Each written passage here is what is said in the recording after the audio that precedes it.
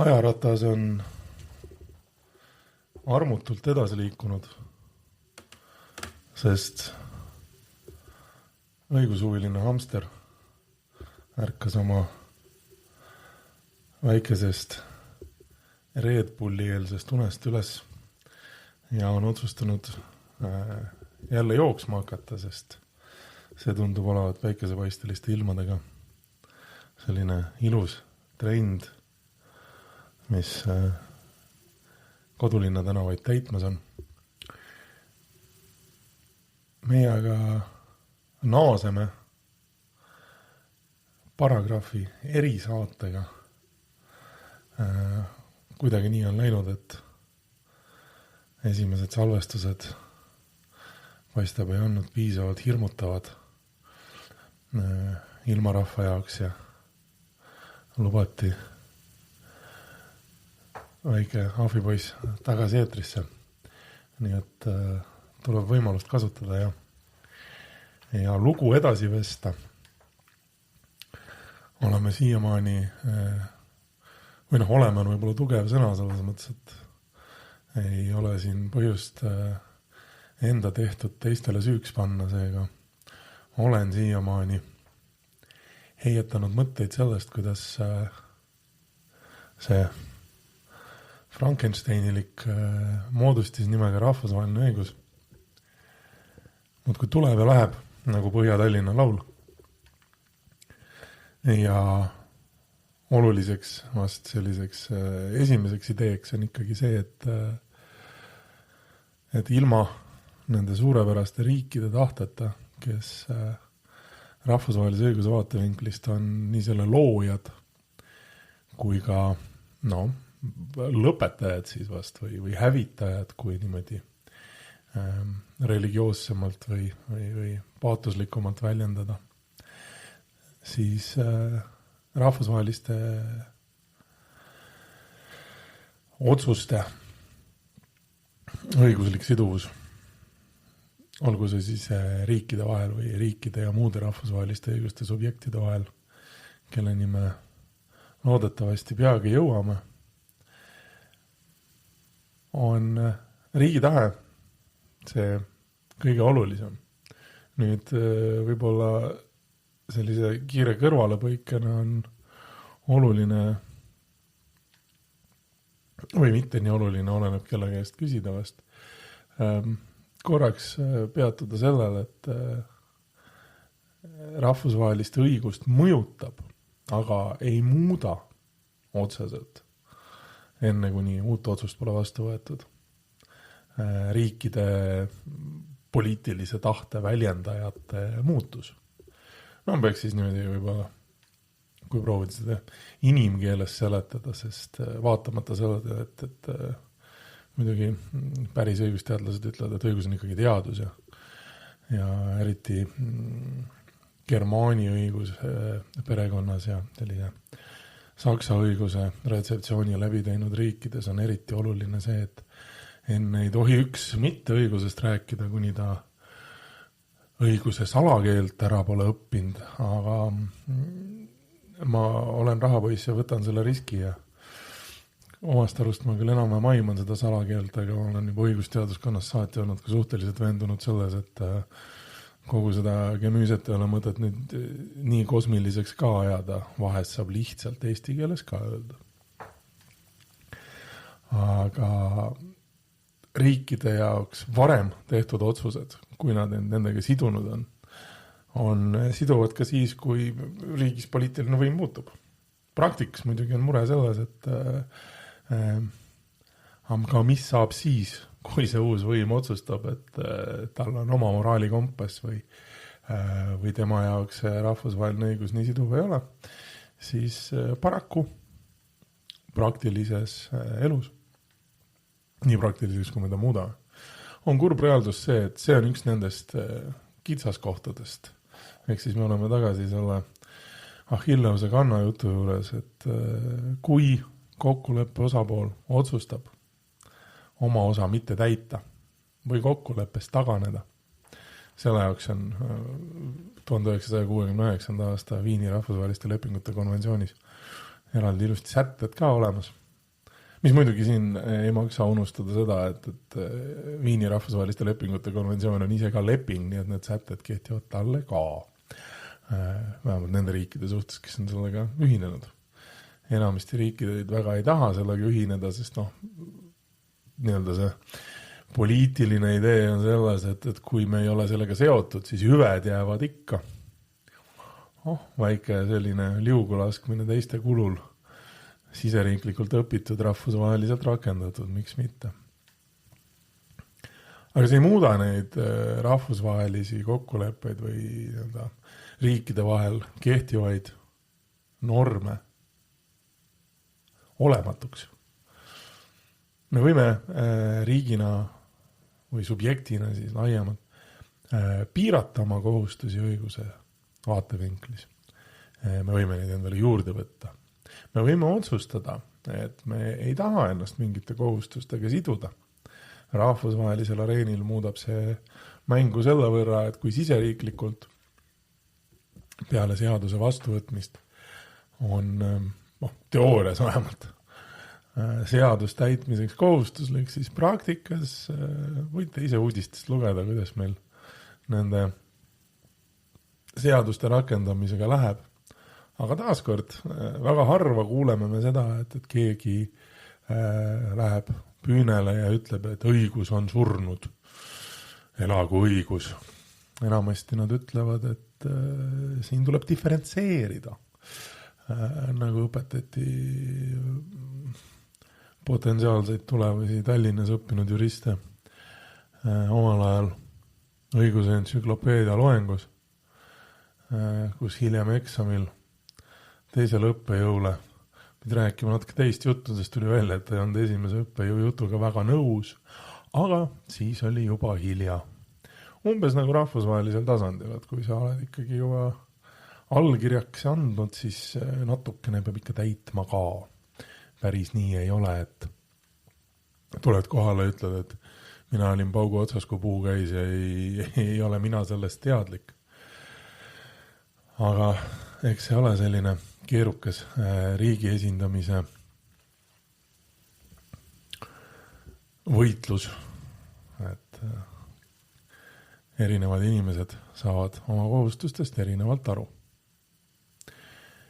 Ehk siis rahvusvahelise õiguse jaoks on esmane küsimus ikkagi see, kas õigus kui selline, mingi konkreetne rahvusvahelise õiguse norm või selle alusprintsiibid, kas ta on aktsepteeritud subjekti poolt, ehk siis kas see osapool, kes soovib, et rahvusvahelist õigust täidetaks, kas tema suhtes või kellegi kolmanda suhtes. Hetkel näiteks on ÜRO rahvusvahelises kohtus menetluses küsimus genotsiidi konventsiooni rakendumisest Iisraeli riigi tegevusele peale 2023. aasta rünnakuid. Ja või jätta 2024. aasta rünnakud ikka ma loodan, et me saame selle välja lõigata.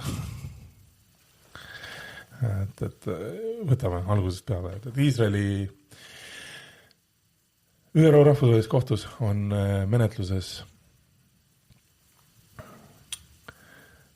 kaasus Iisraeli vastu, kus paljud riigid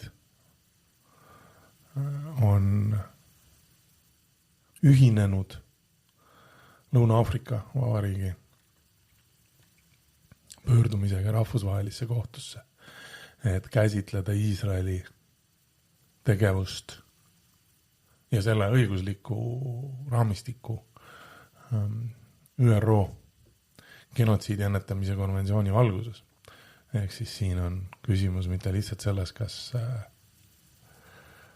osapooled on ise ühinenud genotsiidi konventsiooniga, genotsiidi ennetuse konventsiooniga, sest kui me tõlgime selle lihtsalt genotsiidi konventsiooniks, siis võivad inimesed valesti aru saada, mis selle lepingu eesmärk on.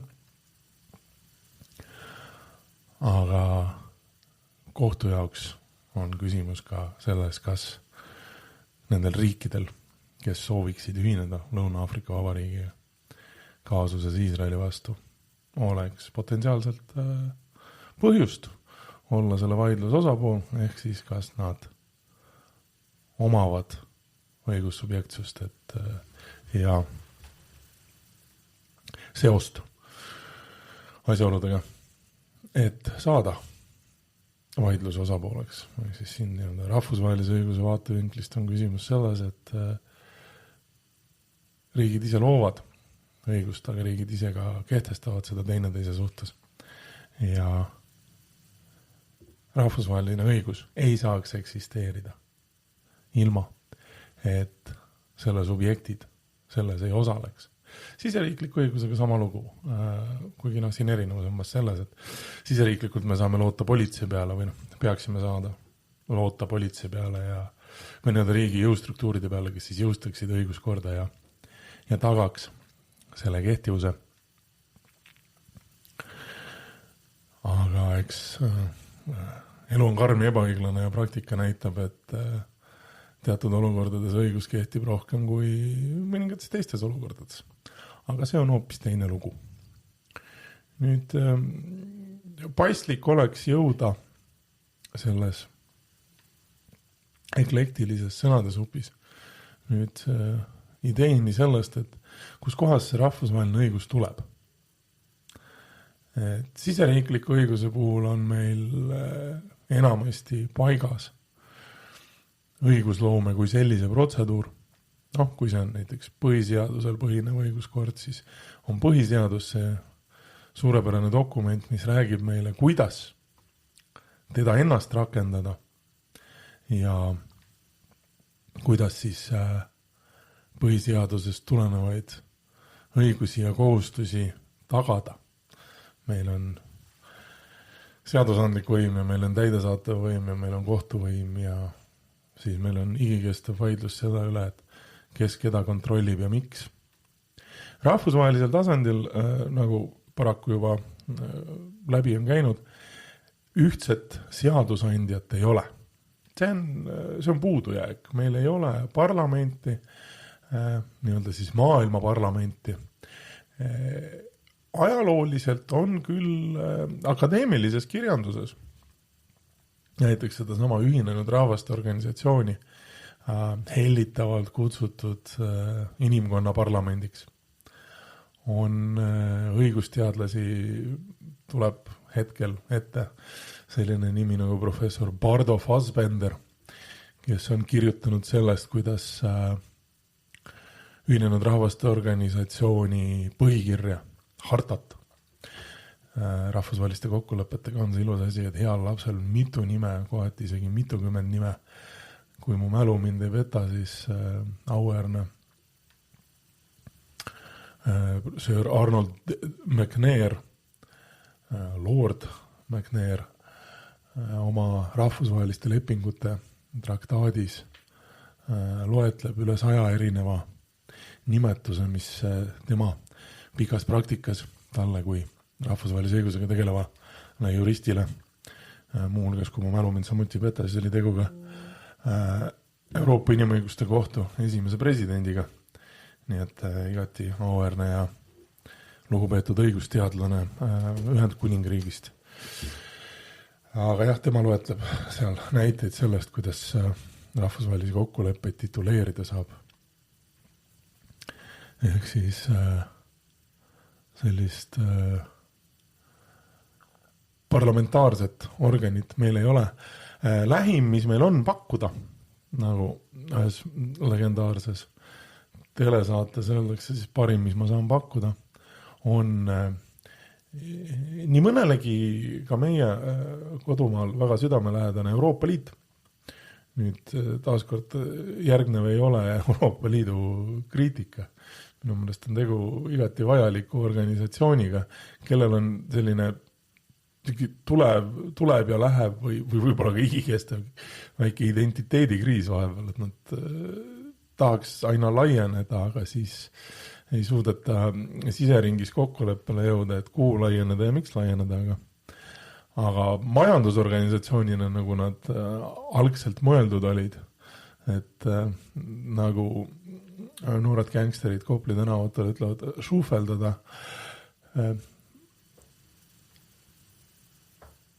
terast ja sütt ja tänaseks päevaks siis tagada ka julgeolekut ja kohtutevahelist koostööd ja isegi juhtida prokuratuuri. Kui lähete riigihankesse, olge ettevaatlikud, et kui siin hakkame numbritega mängima, siis võib juhtuda, et ei ole lihtsalt see, et riigihanke vaidluste komisjon ütleb, et ai, ära nii tee. Võib juhtuda, et kuskil on mõni tüütu prokurör, keda me ei ole jõudnud veel laiali saata, kes tuleb ja hakkab midagi küsima, aga noh, eks see ole selline cost of doing business, nagu nad ütlevad. Aga mõte on selles, et Euroopa Liidul on oma parlament. Me küll minu mõelest pahatihti unustame ta ära, võib-olla osaliselt sellepärast, et kui nüüd niimoodi visata kerge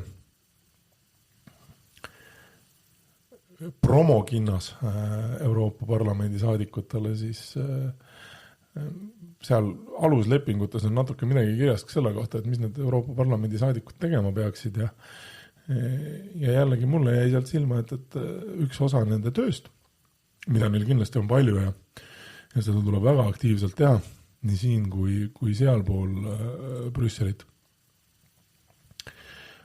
on nii-öelda siis valijatele tutvustada, kuidas Euroopa Liit töötab ja mis ta kõike teeb. Et selles mõttes nagu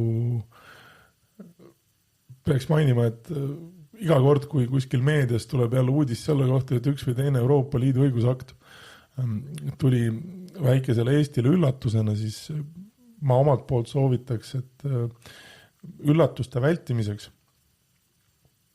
jälgige näiteks mõne parlamendiliikme Instagrami kontot. Et sealt võib vahelduseks äkki ka nii-öelda uudiseid saada ja alati on tore vaadata, kuidas juuakse pobateed, mängitakse kutsikaga ja tassitakse palke. Mina olen väga-väga suur suunamudijate toetaja. Endise kooliõpetajana olen ma väga teadlik, et suunamudimine on top 1 toppide hulgas, nii et rohkem mudimist ja rohkem suunda on see, mis mina tahan öelda.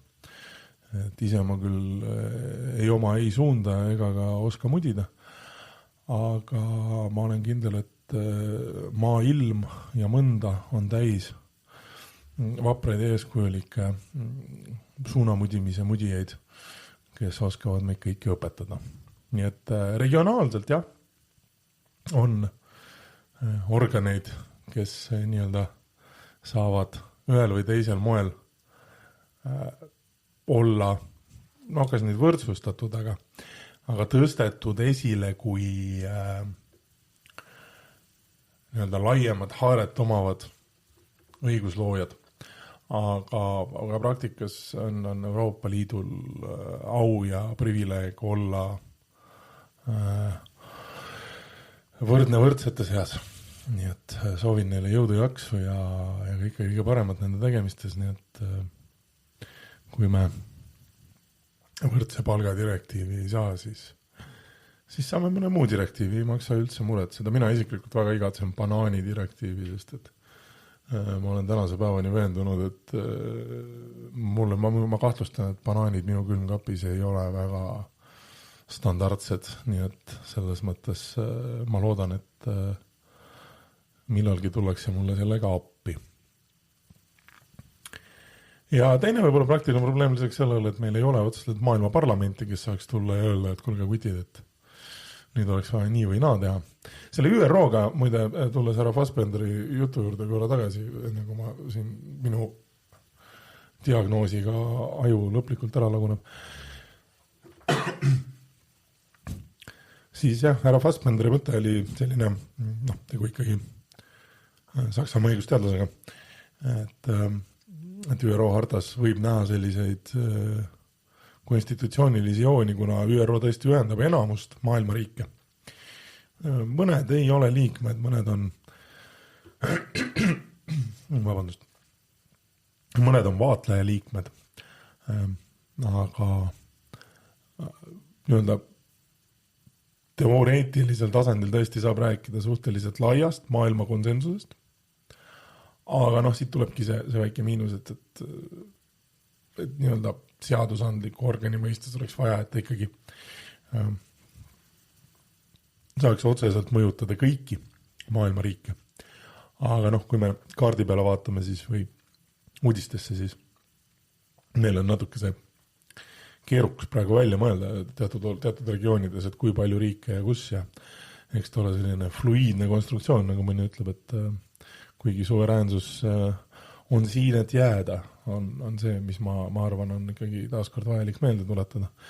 Kui mul ema lubaks, ma teeks endale sellise tätoveeringu kuskil, aga ma kardan, et kui ma endale tätoveeringu teen, siis mäletage mind noore ilusana.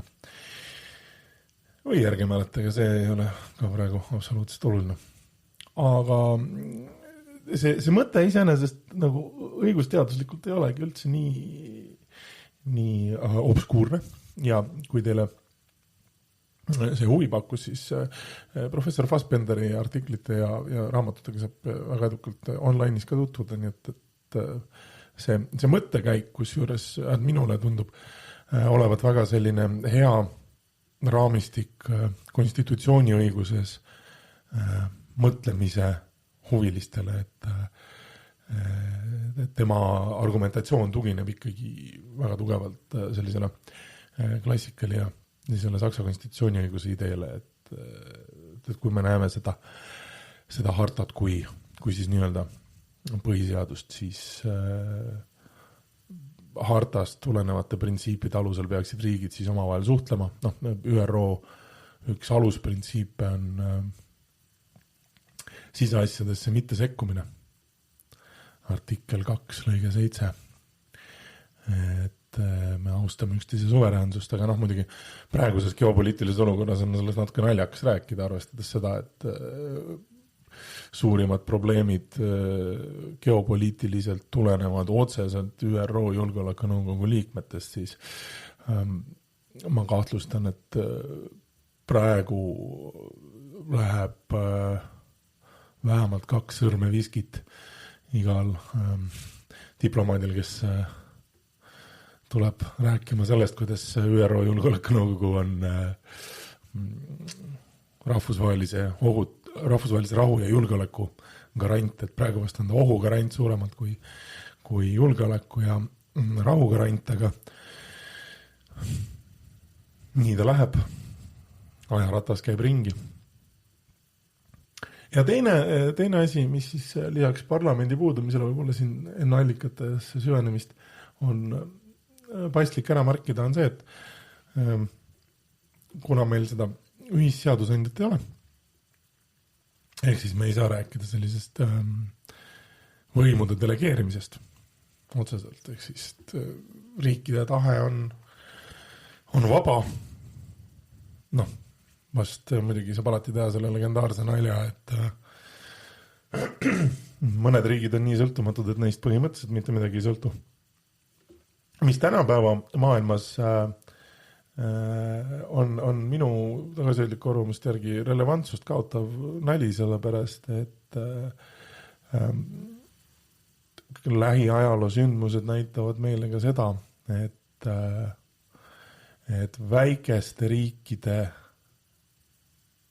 tahe võidelda oma õiguste eest või ka teiste õiguste eest võib väga tugevalt ja valusalt mõjutada suuri riike ja riike üldiselt. Et tänase päevani meedias lainid lööb rahvusvahelise kohtu nõuandev arvamus Chagose arhipelaagi suhtes, milles siis Mauritius soovis tagasi saada saarestikku, mis ajalooliselt kuulus neile, aga Ühendkuningriigi otsuse alusel koloniseeriti ning muudeti NATO baasiks, Diego Garcia baas, mis pidi minema tagasi Mauritiusele koos territooriumiga, mille peal ta on, aga viimaste uudiste valguses Ühendkuningriik otsustas Mauritiusele saart mitte tagastada, sellepärast et Ameerika Ühendriikide president ei olnud sellega nõus. Taustaks ka muidugi jutud sellest, et Diego Garcia baasi ümbrus on tihkelt täis Hiina spioone. Neid on seal sama palju kui sinepid korralikul sinepileival. Kuskil ei saa astuda ilma, et sa Hiina spioonile peale ei astu. Mis iseenesest nagu võib ka mingis määral tõsi olla selles suhtes, et eks neid seal jagub. Pole küll ise käinud, aga ma eeldaks, et kui mina oleks Hiina välisluure töötaja, siis top 3 koht, kus ma tahaksin nagu aega veeta, oleks Chagos arhipelaagil Diego Garcia baasi vaadates, see on soe vähemalt. Muidu peaks olema nagu selles kurvemas olukorras ja olema see õnnetu Hiina välisluure töötaja, kes igapäevaselt Eesti TikToki kohta kommunistliku partei esimehele aruandeid teeb ja see on nüüd küll see koht, kus mina leian, et peaks sekkuma vaimse tervise kaitsed ja tulema appi inimestele, et ikkagi vähe sellest, et see vaene Hiina spioon pidi tegema midagi, mis on paljudele kaasmaalastele kohati keeruline 14 käänet ära õppima, pöörded välted, eesti keel, suur ja võimas. Siis nüüd saab ta anda ülevaateid sellest, mis suunas TikToker Miku Nina see nädal parasjagu vaatab.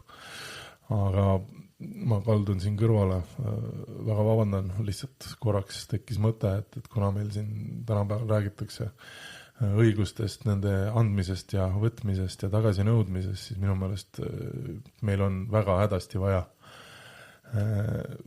vähemalt ühte konventsiooni, mis kaitseks ka sisuloojaid. Ja ma mõtlen seda täiesti tõsiselt ilma igasuguse sarkasmita, sellepärast, et hetkel on väljatöötamises vähemalt Euroopa tasandil, Euroopa Nõukogu tasandil, mis ei ole osa Euroopa Liidust, filmitegijate kaitseks mõeldud konventsioon, mis siis aitaks kuidagi kinokultuuri arendada. Aga tänapäeva maailma reaalsus on ka see, et sisuloome on üks osa kultuurist, meeldib see või mitte. See ikkagi on jõudsalt arenev ka ettevõtlusvorm, mis tähendab seda, et need inimesed väärivad sama palju õiguse kaitset kui iga muu eriala esindajad. Aga las selle üle vaidlevad pädevamad inimesed ja spetsialistid. Mina olen siin nüüd natuke selline võib-olla 5. ratas vankri all, sest kus see siis sobib, et töötu tuleb vapratele töötajatele moraali lugema. Aga tulles nüüd selle ilusa ja elulise rahvusvahelise õiguse alguslätete juurde, et kuna meil ei ole parlamenti, kes saaks otseselt kehtestada õigust, siis me peame lootma õiguse tekkimisele subjektide vahelises suhtluses ja sellest tulenevalt on igal riigil, olgu ta suur, väike, keskmine, võimekam või vähem võimekam, oma roll sellepärast, et rahvusvahelise õigusallikate vaatevinklist riigi suurus, riigi majanduslik võimekus, riigi tähtsus ei oma absoluutselt mitte mingit mõju peale selle, et kui tegu on riigiga, kui tal on õnnestunud saavutada tunnustus õigussubjektsusena, ehk siis teised õigussubjektid on nõus temaga läbi käima ja asju tegema, siis on sellel riigil võimekus rahvusvahelist õigust luua. Seda saab teha niivõrd väike riigimoodustis, nagu seda on Liechtenstein, Monaco, Püha Tool, veelgi väiksem, suurte riikide nagu India, Hiina, Saksamaa, Prantsusmaa, Ameerika Ühendriigid ja teised endised ja praegused hegemonid ja kolonisaatorid. Nende kõigini välja, sest rahvusvaheline õigus algab riikide tahtest, selle väljendusest ja rahvusvahelise õiguse allikate poole pealt vaadates on need allikad tänaseks päevaks kodifitseeritud sellises toredas dokumendis nagu Ühinenud Rahvaste Organisatsiooni kohtu statuudis ja selle artiklis 38 esimeses lõigus või paragrahvis, mina kardetavasti edaspidi ütlen ka lõik, sellepärast, et ma olen ära harjunud meie kalli eesti keele ja selle viidetega erinevatele õigus- ja seadusandluse osadele. Ehk siis artikkel 38, lõige 1. Lõige 2 on ka. Ma alustan võib-olla sellest tegelikult, sest et see lõige 2 on minu meelest fantastiline viide, mitte ainult Rooma õigusele, vaid õigusele kui tavale. Nimelt ÜRO kohtu statuudi artikkel 38 lõige 2 ütleb, et osapoolte nõusolekul on kohtul õigus lahendada vaidlus tulenevalt printsiibist ex aeque et bono. Lahend, mis on hea ja õiglaselt võrdne osapoolte suhtes, et seda küll šokeerival kombel ei ole maru palju kasutatud. Mul tuleb ainsa näitena meelde North Sea Continental Shelf kaasus, kus siis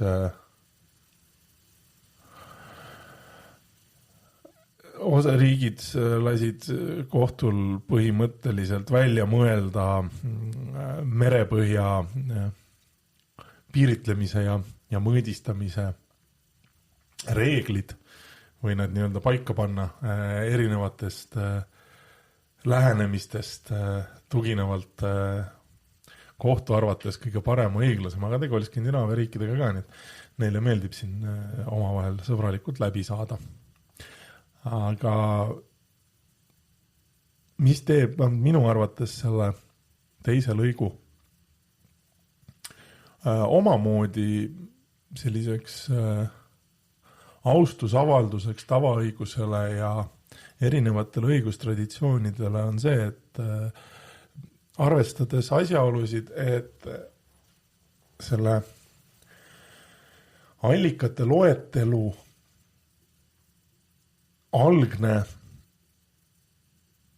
konstrueerimine, kokkupanemine toimus vahetult peale esimest maailmasõda ja tegu oli siis toona Rahvaste Liiga alalise rahvusvahelise õiguse kohtu statuudi loomisega. Selle loomisega tegeles selline huvitav rahvusvaheline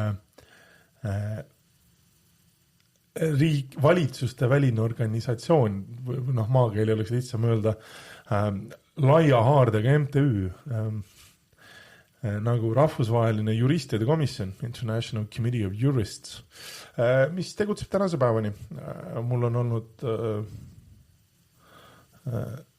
au ja õnn olla kunagi ühe selle liikme tudeng. Professor Jarno Petman, kes sinna kuulus, oli minu õppejõuks Helsingi ülikoolis. Kas ta seal hetkel veel liige on, siin jään ma vastuse võlgu, sest sellest saati, kui ahistav jälitamine on karistusseadustikus kodifitseeritud süüteokoosseis, olen ma üritanud ikkagi olla viisakas ja mitte maru aktiivselt jälitada oma praeguseid ja endiseid õppejõudusid internetis, sest mitte kõik ei taha endale oma beebi põhjapõdra momenti. Aga mulle on alati tundunud, et komisjon võttis eesmärgiks kokku tuua täiesti õigustatult erinevad õiguslikud traditsioonid selle jaoks, et luua võimalikult laiahaardeline alusdokument kohtuorganile, mis nagu nimigi ütleb, pidi siis tagama rahvusvahelisel tasandil õigusmõistmist. ÜRO rahvusvaheline kohus on mitte ainult üks 6 ÜRO alusorganist või siis üks 6 osast ühinenud organisatsioonis. Eesti keeles mulle alati tundub, et kui öelda, et alusorgan, siis see on natuke nagu mingi maksale või põrnale viitamine või südamele. Ja ka Rahvaste Liiga kohtu õigusjärglane, seda nii administratiivselt dokumentatsioonis kui ka kohtupraktikas, et ÜRO kohtu koduleheküljelt või nende väga, väga mugavalt kasutatavast telefonirakendusest, nad on väga progressiivsed. Saab ligipääsu mitte ainult ÜRO kohtupraktikale, vaid ka alalise rahvusvahelise õiguse kohtupraktikale, mis on meeletult huvitav lugemine juba sellest aspektist, et sealt on vähemalt võrdluses nii-öelda enne ja pärast teist maailmasõda ja võib-olla ka siis 20. sajand, 21. sajand. Huvitav näha, millised olid ja millised on rahvusvahelisel tasandil tekkivad vaidlused ja mille üle siis võiks tunduda riikidele paslik vaielda. Eesti Vabariigil paraku ajalooliselt veel pole polnud ei Rahvaste Liigas ega ka ei ole olnud siiamaani ÜRO rahvusvahelises kohtus oma kohtunikku, aga ma olen kindel, et see päev tuleb. Neid seal rotatsiooni alusel valitakse või lihtsalt veel üks kiire kõlualepõige rahvusvahelise kohtu puhul. Kohtunik on kokku 15, võib muidugi olla ka 17, sest kui läheb niimoodi, et mõlemal osapoolel ei ole oma kohtuniku või oma kodakondset kohtunike hulgas, siis statuut lubab määrada ad hoc kohtuniku konkreetse lahendi jaoks. Et ikkagi nii-öelda oma mees Havannas oleks ka Haagis. Selles olukorras siis pigem kohtunikuna. Või nagu ütles kunagi üks rahvusvahelise karistusõiguse õppejõud harjutuskohtu võistlusel, et teil kõigil on võimalus jõuda Haagi mõnel tööle, mõnel kohtupinki. Kas see nüüd pidi olema motiveeriv, ma ei ole lõpuni kindel.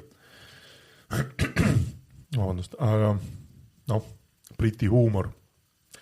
Tänaseks päevaks on härra Ühendkuningriigi Sandhurstis asuva sõjaakadeemia rahvusvahelise sõjaõiguse ja karistusõiguse õppejõud, nii et selles mõttes, et igati asjakohane nali. Aga see artikli 38 lõige 2 siis oma hea ja õiglasega on selline Elmar ilusa õpiku najal vast viide use estars acquiet bono ideele. Ja praktikas, mida see siis kohtu jaoks tähendaks, see tähendaks kohtule vabu käsi põhimõtteliselt langetamaks otsust ja läbi selle loomas täiesti uut õigust. Sest see on see, kuidas pretsedendi maailm kohati töötab. Aga et jõuda kuidagi mingi loogilise vahepunktini, siis oleks võib-olla nüüd paslik ära markeerida, millised need allikad on. Nüüd rahvusvahelise õiguse puhul akadeemilisel tasandil vast ikka on väike vaidlus või selline dispuut, diskursus, see on hea sõna, akadeemilist sisu arendav vaidlus. Et dispuut on sul siis, kui ei ole suudetud kokku leppida, kes veini järele läheb, aga diskursus on ikka juba siis, kui veini järele on käidud ja saab hakata seda mõtet edasi arendama, sellepärast, et lõppkokkuvõttes on põhiline küsimus ikkagi see, et mida Priit nii teeks. Aga rahvusvahelise kohtu silmis, või õigemini rahvusvahelise juristide komisjoni arvates, eelmise sajandi 20. alguses sobis rahvusvahelise õiguse allikateks selline tagasihoidlik loetelu, need ei ole väga palju ja oluline on siin ära öelda ja siin ma järgin rahvusvahelise kohtu ajaloo ja tegemiste ühte kõige legendaarsemat uurijad, härra Hugh Furlwade, kes on olnud rahvusvahelise kohtu sekretär ja juhtinud ka selle sekretariaati ja mees, kes on kõike muud kui mitte teadlik sellest, kuidas see organ töötab. Kes oma kirjutistes näiteks Malcolm Evansi rahvusvahelise õiguse alaste esseede kogumikus, mille pealkirjaks on väga lakaaniliselt rahvusvaheline õigus. See on üks suurepärane esseede kollektsioon, mis ühendab endas praktikute ja akadeemikute nägemusi sellest, kuidas siis ühte või teist rahvusvahelise õiguse valdkonda tänasel päeval käsitleda. Professor Evans ise on sinna panustanud mereõiguse peatüki kaudu. Ja professor Furlway ütleb, et oluline on meeles pidada, et allikate hierarhiat ei ole. Kuigi kui nüüd lingvistiliselt nokkida, siis artikkel selle tunde tekitab, sellepärast, et artikkel jagab oma esimeses lõigus allikat kaheks, esmased ja primaarsed ja sekundaarsed, esimese järgu ja teise järgu allikad. Ja siin võib-olla natuke tuleb mängu ka see, et nende allikate sisu võib tekitada ka küsimusi sellest, et kas ei oleks paslik rääkida ikkagi ka jagunemisest, sest eks te ise vaadake, kuidas tunnetus ütleb, et lugedes pühakirjast, siis rahvusvahelise kohtu jaoks on allikatena käibel esiteks rahvusvahelised konventsioonid, olgu nad siis üldise või spetsiifilise iseloomuga, mis loovad ja kehtestavad vaidlusosapoolteks olevate riikide jaoks siduvaid kohustusi. Oluline on see, et need riigid ise nõustuvad sellega, annavad selgelt sõnaliselt märku, ma ei tea, võib-olla keegi pilkutab silmi ka, et nad on nõus sellega, et üks või teine leping neile kehtib. Teiseks, rahvusvaheline tava kui tõendus üldistest praktikatest, mida aktsepteeritakse õiguslikult siduvatena. Kolmandaks, õiguse üldprintsiibid ja siin tuleb väike selline kirsikene tordi peale juurde. Need õiguse üldprintsiibid peavad olema leidnud tunnustust tsiviliseeritud rahvaste poolt. Tagugem trummi ja kutsugem šamaanid. Ja nüüd tuleb see väike kõrvalekalle primaarnormist, kus peale seda, kui me oleme siis rääkinud lepingutest, kokkulepetest, konventsioonidest, tuntud ka kui lepingud, tavaõigusest ja üldprintsiipidest, siis ütleb see suurepärane artikkel, viidates ühele teisele statuudi sättele, et olukorras, kus nüüd need esimesed 3 ei ole rakenduvad ja siin kiire kõrvalepõikena ma ütlen kohe ka selle ära, et kui me mõtleme korraks ajas tagasi, või otseselt võib-olla ajas tagasi mõtlema ei pea, aga algselt seda sätet kirjutati ajal, kus vaidlus selle üle, kas rahvusvaheline õigus kui selline on üldse olemas, oli ikkagi nagu täies mastis. Ja meil oli küll Hug de Grooti ehk siis Hugo Grotiuse De Mare Liberum ja Jure Belli Ac Pacis Libri Tres sõja ja rahu õigusest 3 raamatus ja merede vabadusest. Ehk siis me olime termini rahvusvaheline õigus välja mõelnud, või Hugo oli meid aidanud, sest Hugo oli normvend ja nagu noored ütlevad, top kelo tuli appi.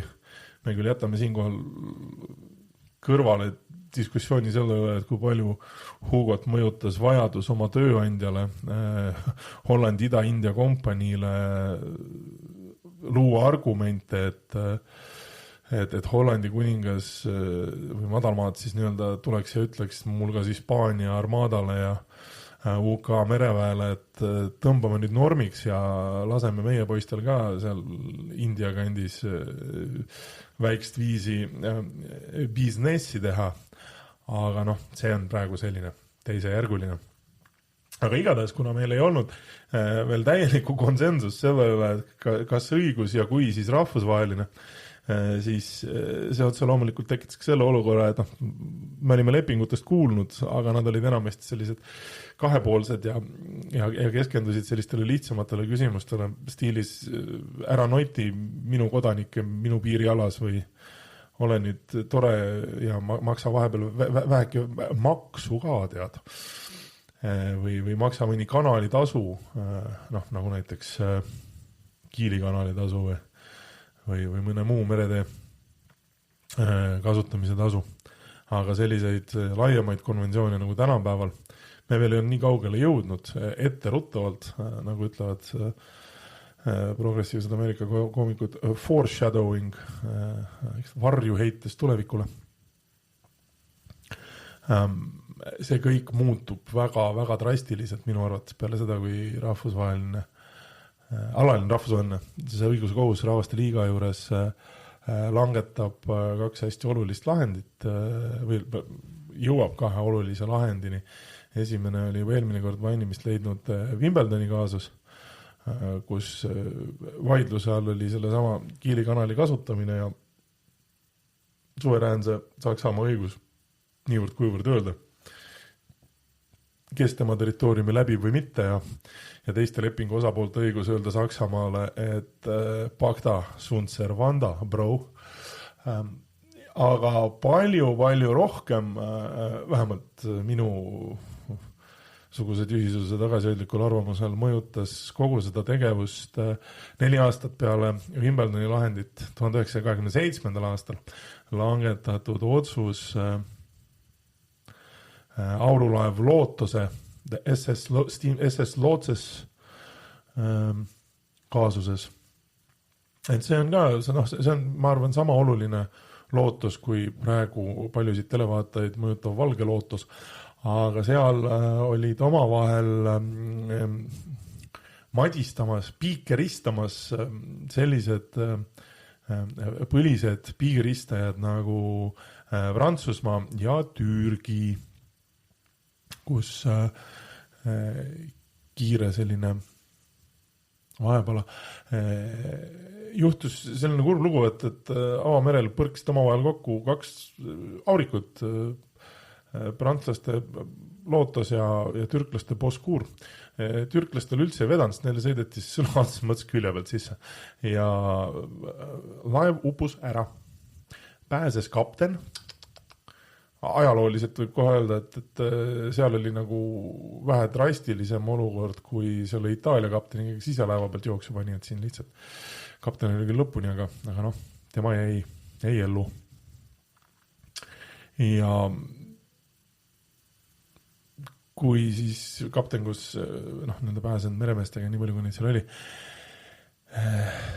prantslaste auriku peale püüti, siis jõuti Ankara sadamasse ja kapteni härra koos Prantsuse vahimadrusega läksid kohtu alla muuhulgas süüdistatuna Türgi riigi vara rikkumises. Need on vasti meremeeste peale keegi mõelnud, aga seal vaidluse keskmes oli see, et kas Türgil on õigus Prantsusmaa alama suhtes üldse õigust mõista. Sest mingeid reegleid otseselt ei olnud ja sellest lootuse kaasusest pärineb tänase päevani rahvusvahelist õigust mõjutav niinimetatud lootuse printsiip, mis hästi niimoodi lihtsakoeliselt edasi antuna ütleb meile seda, et riigilt ei saa nõuda kohustuste täitmist, millega ta nõustunud ei ole. Ehk siis kui õigusloomesse ümber tõsta, siis kui me tahame väita, et kohustus on olemas, siis me peame suutma ära näidata, kust kohast see kohustus tuleneb.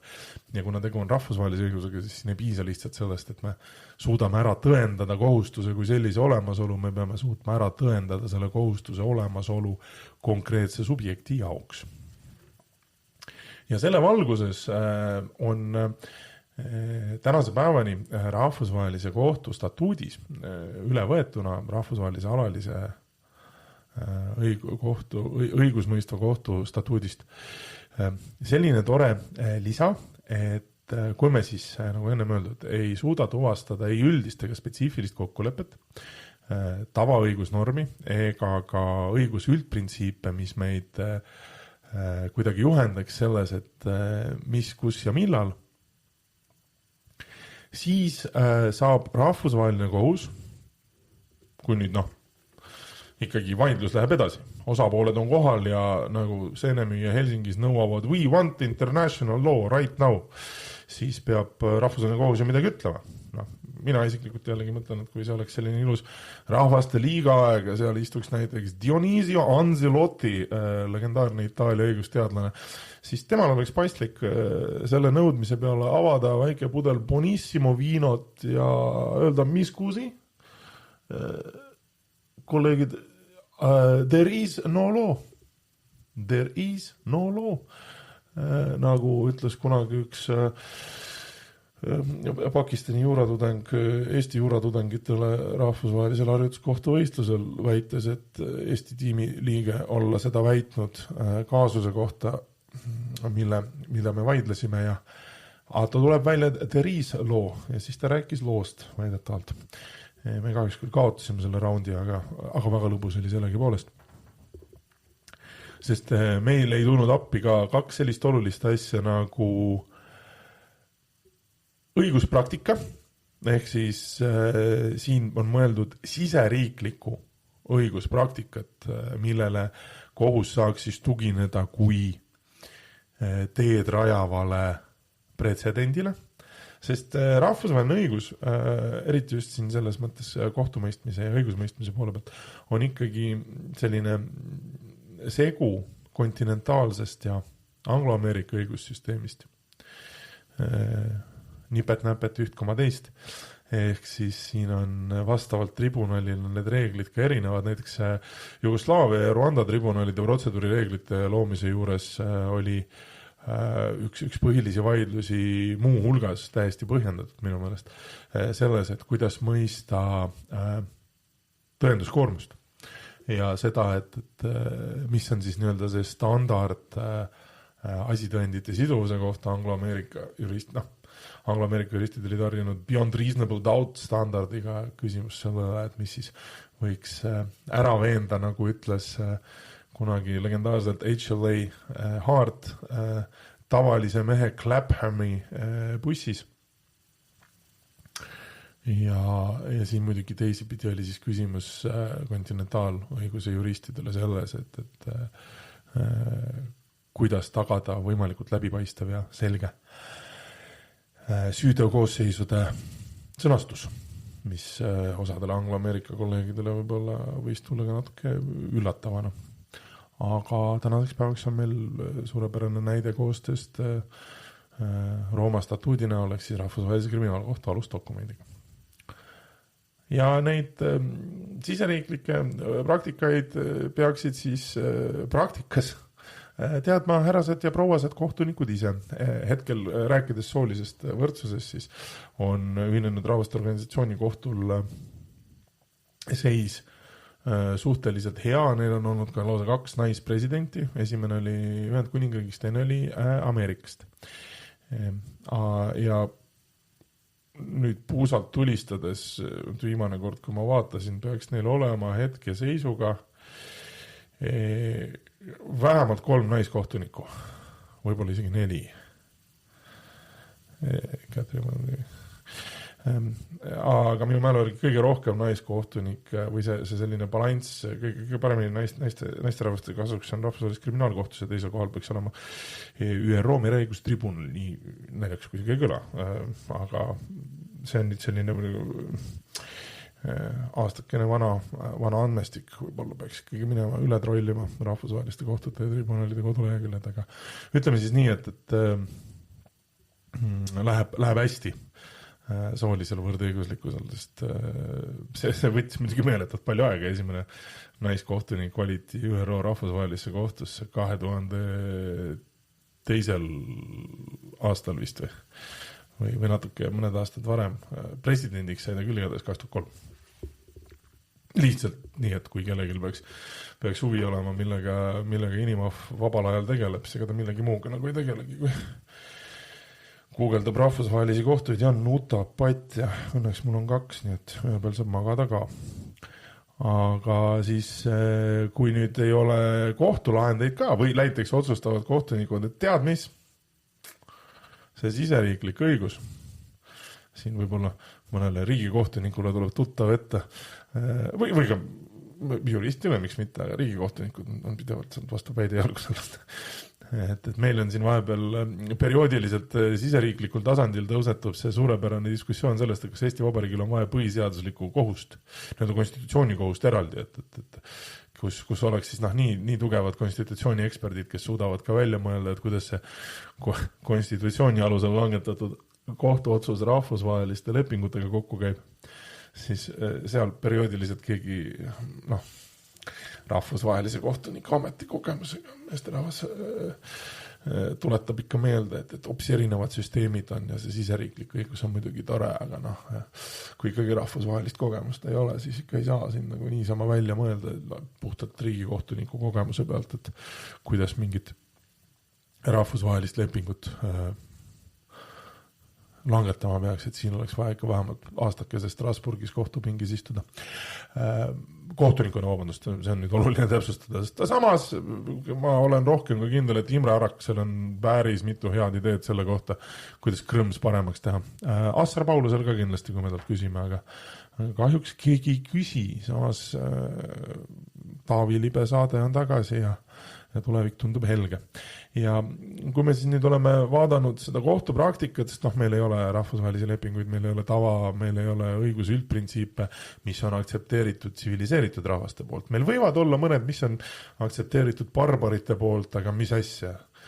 On ainult üks Rooma impeerium ja me ei tee barbareid siin. Siis meil on jäänud üks veel allikas ja ma ütlen kohe ära, see on minu personaalne lemmik ja mitte ainult sellepärast, et see meeldib kõikidele harjutuskohtu, rahvusvahelise õigusega seotud harjutuskohtu võistluse inimestele peaaegu sama palju kui tava. Minu meelest see viimane meeldib isegi rohkem, sest et seda leiab kiiremini guugeldades kui tava. Ja nüüd ma oleks pidanud selle varem ära ütlema, aga ütlen nüüd, et nende allikate tõlked on minu saamatu inglise keele oskuse põhjalt, et siin kui juristlingvistid satuvad kuulama või keeleoskuslikud inimesed, siis ma väga-väga vabandan, kui keegi soovib rakendada oma kohut või üldiselt välja öelda kõik, mis hingel on, siis, ja mind Rimist kätte ei saa, nagu meie rahandusministrid, sest ma käin Rimis väga harva, ma olen siuke rohkem little by little kind of guy. Siis Pärnu maantee 102 võite tulla mulle kere peal anda.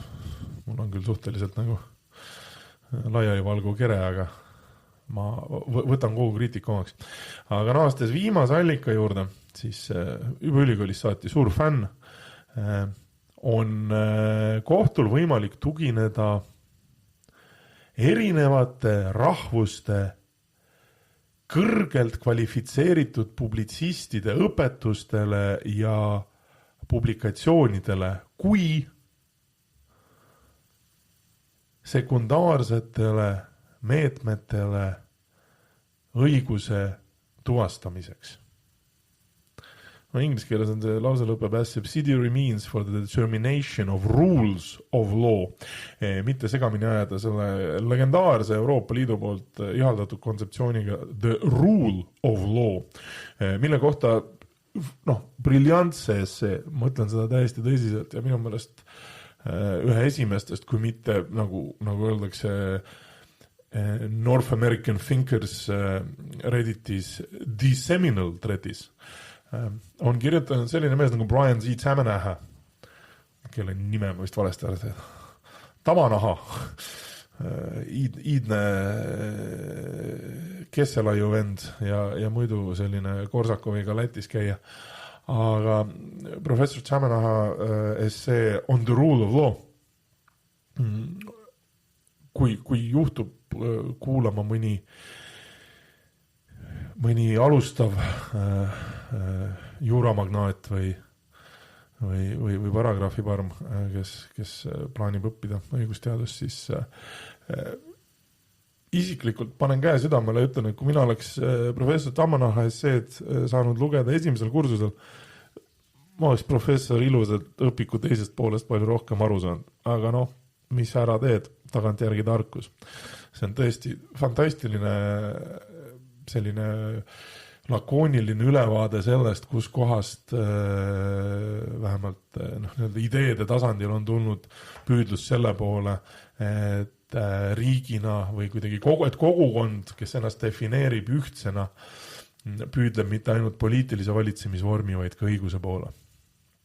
Nii et kindlasti soovitan lugeda ja taaskord, kui satub kuulama keegi, kes on seotud õigusklassikute, õigusteooria klassikute eesti keelde tõlkimisega, siis see on kindlasti väärt seda, et leida oma auväärne koht emakeelsena või mõne lisakeelsena auväärse eesti kirjasõna varamus. Ja selle eklektilise mõttega sooviks hetkel teiega hüvasti jätta, et lootuses kunagi naasta, aga nagu juba varem on öeldud, arvestades kui sõgedat juttu majan, siis mingi hetk riik ikkagi sekkub, ma arvan. Nii et seniks ütlen ma teile kõike head. See oli paragrahvi erisaade. Sõgedaid sõnumeid edastas Aleksandr Popov.